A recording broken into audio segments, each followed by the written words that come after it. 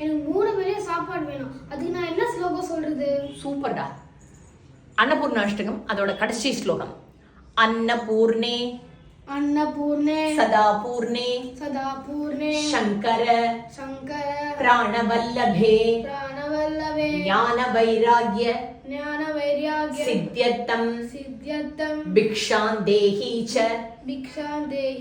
पार्वती माता च पार्वती देवी पिता देवो महेश्वरः बान्धवा शिवभक्ताश्च स्वदेशो भुवनत्रयम्. இந்த ஸ்லோகத்தை சொல்லிட்டேன்னா சாப்பாடு தட்டு மேல வந்து உனக்கு நிற்கும்.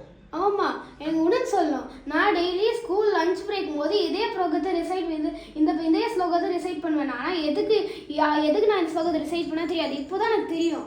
சூப்பர்.